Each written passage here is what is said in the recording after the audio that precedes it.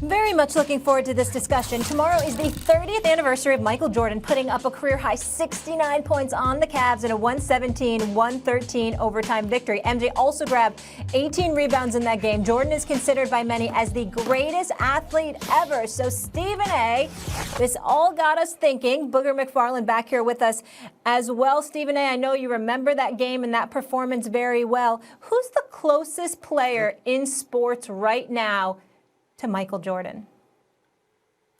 First things first, Max Kellerman, I hope you got on a seatbelt because you're going to come out of your chair off of this answer. I'm not naming this player trying to imply that he's the best because he's not. I'm only looking at style in terms of you're an assassin scoring plus you defend. I would say that player is Kawhi Leonard. That is the closest athlete to Michael Jordan right now. How are you going to say Kawhi? I am answering you. I'm literally in the process of educating you on this position. I preface my comments by saying I am not saying he's the best because I don't feel he is. I think it's LeBron. But LeBron, as you have noted on many, many occasions along with others, LeBron is a different kind of player than Michael Jordan was. LeBron is more of a facilitator, even though he's a career 27-point per game scorer. He's not that assassin like that.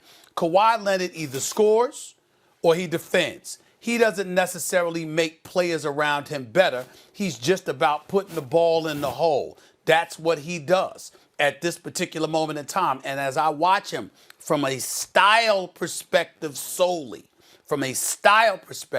how he approaches the game and what he does on the basketball court, I think right now he's a lot like Michael Jordan. Not to the level Michael Jordan was, but he's a lot like that from a style perspective. All right, look, that's fair if you want to change what the question really means. What does it mean to be closest to Michael Jordan or the Michael Jordan of your sport? Tom Brady is the Michael Jordan of football. Stop. No, he's not. He's not close. The Michael Jordan of your sport, and the reason there's only one, is that you are not only the greatest of all time, but you towered above your contemporaries. Every single year it was laughably obvious how much better you were than the second best player. For example, no one in the world, when Jordan was active, thought Shaq was as good as Jordan. No one. Not one person said, I bet you Shaq is good. The day Jordan retired, everyone's like, man, Shaq's so much better than everyone else. You mean Jordan distanced himself from the second best dude? The way that the second best dude then so what was the rest of the pack to Jordan? That's what Jordan's a transcendent. We've never seen this before. This is ridiculous. Plus a winner. There's one person like that right now in sports. And I'm not saying he's Jordan yet, but he's got a shot. He's doing something like that. That's Patrick Mahomes. Mahomes is Aaron Rodgers 2.0. His first year, 50 TDs, 12 interceptions, MVP of the league, one pre-snap penalty away from the Super Bowl. His first year as a starter. His next year as a starter, he gets hurt, comes back, wins Super Bowl MVP. You can't do better in your 2 years. He has a Brett Favre-ish electric arm, but without the interceptions. He's like Aaron Rodgers in his prime. Plus, he's the best by far in his sport, and it's legitimate to say, is that better than anyone's ever played the quarterback position? It's already legitimate to ask that question with 2 years in. That's Michael Jordan. Wow, Max, I can't believe I'm saying this. I'm actually agreeing with you on this. I think when you look at Michael Jordan and what he stood for, he was must-see TV. Like anytime Michael Jordan came on, you had to come to the television to see exactly what he was going to do, and also his appeal as far as being able to sell product. I think Patrick Mahomes has all of that. Anytime Patrick Mahomes is on television, people want to come and see what he can do. And Max, to your point about him being by far and away the best going right now, the best player at his position, the best player in the game of football, Patrick Mahomes has arguably been that since he stepped foot on the field as a full-time starter. So I completely agree with you. I think the sky's the limit for him, and I just think it's only going to continue to grow. That is, the gap between what Mahomes is and who's the second best player in sports as far as football. I think that gap is going to continue to grow. I would agree with you and say Mahomes. Well, I Who is definitely second listen. best? I can't argue with Max, and I can't argue with Max and your points if you categorize it the way that Max does. Max makes a valid point. Miracles do happen. A dead clock is right twice a day. He's pulled it off once a year. He's a miracle. He's come up with a miracle where he looks right. But I definitely think that when you categorize it the way that Max just did, Max, you're absolutely right when you think about Michael Jordan and you ask a question about Michael Jordan, this is what you're usually thinking. I went against conventional thinking in terms of just looking at somebody who's mirroring him on the court of play at this particular moment in time. I wasn't thinking about all the other stuff that you brought into. In other words, Michael Jordan, head and shoulders above for a sustained period of time. Because I certainly wasn't thinking about that because I don't even think Kawhi Leonard is the best player in basketball right now. So I'm certainly not looking at that. I was simply looking at style, but I will defer to how you categorized a subject about Michael Jordan because by and large, when you ask somebody a question about the Michael Jordan element of it, they do lean towards what you just explained. So I will defer in that regard. Well, I'll say this. All right, I'll guys, say this. In terms of the NBA, Yep. go ahead, Molly. Sorry. No. Yeah, I just wanted to move on. A couple other NFL topics. Go ahead, Max. Finish. The delay is kind of hilarious. In terms of the NBA, I think the Greek Freak is a guy who he has to win championships, but he's like a young Jordan in the sense that he takes it hard every time, and he's unstoppable. But, he doesn't have the jump shot. He hasn't won championships, so you can't use him. Anyway, sorry about the delay problem, Molly. All good. I'm taking it now because our former quarterback, Max, Eli Manning, throwing a little shade right now at one Tom Brady. Let me read this to you guys. He weighed in on, obviously, Tom Brady moving from the Patriots, telling the New York Post, quote, obviously, Tom was a very important part on their success over the years, but I think they kind of have they have a system that Belichick has implemented there that I think they will continue to find ways to have success. I don't know if he felt unappreciated or just wanted to try something different, but was surprised that this went down.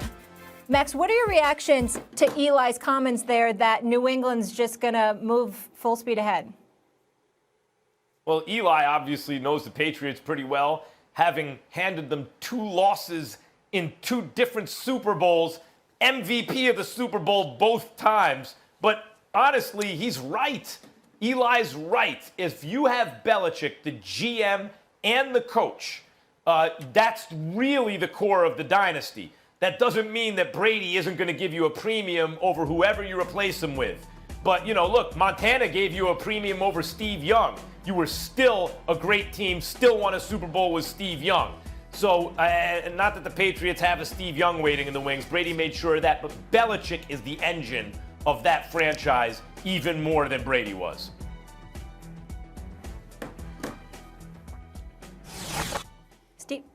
Stephen A.?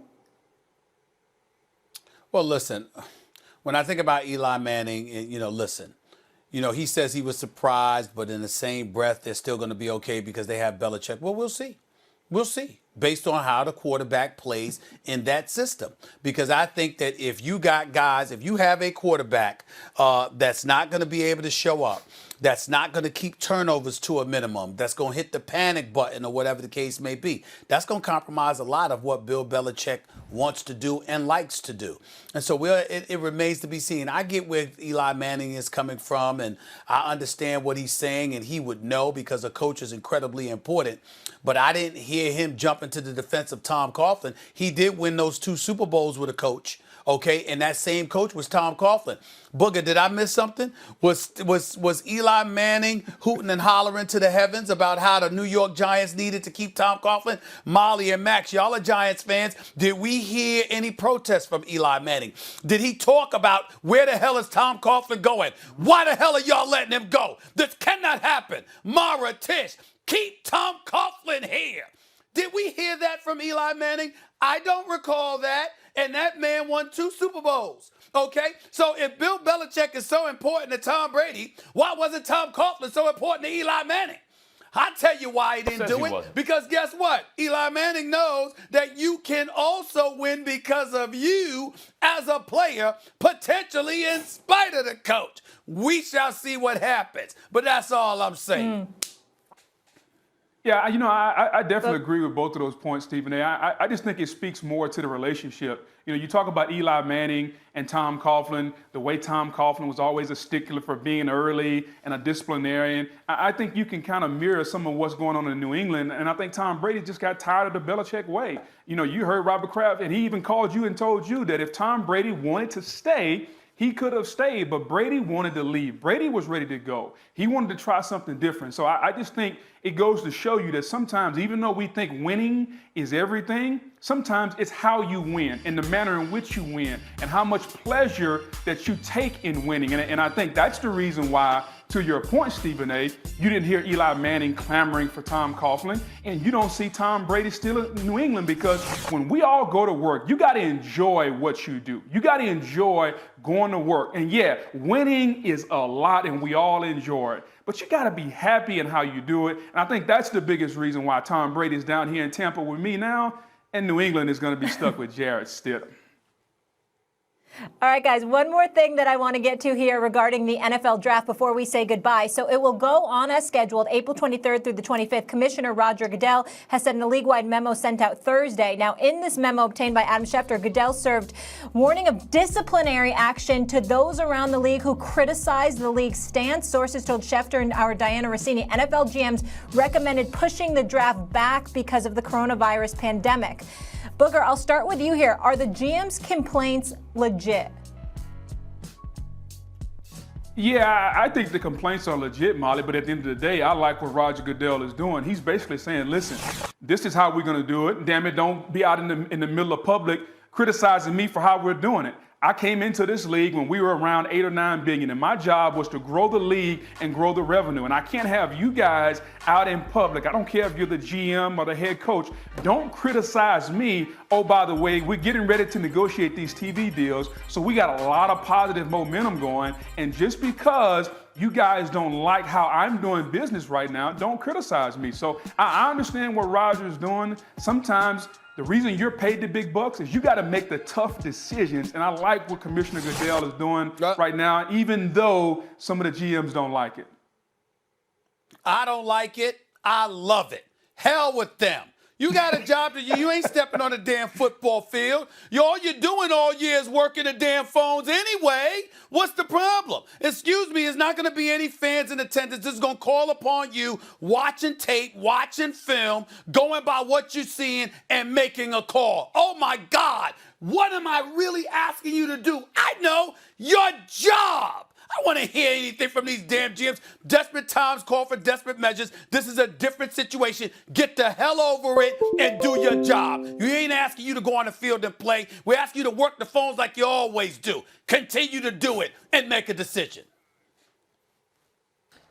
No, Max? the GMs are right to criticize. I agree that Roger Goodell probably made the right call because it's a TV show. I mean, what the NFL is a TV show. But it's a reality TV show, and the reality is we're looking at a competition. The GM's job, even though he's an executive level, is still the competition on the field. So GMs who are in certain states have access to facilities that others don't, and what they're really saying is, look, let's make a level playing field before we put on this draft TV show. I understand the complaint. Thank you, everyone, for hanging out with us. Please stay safe, stay home. We'll see you all Monday.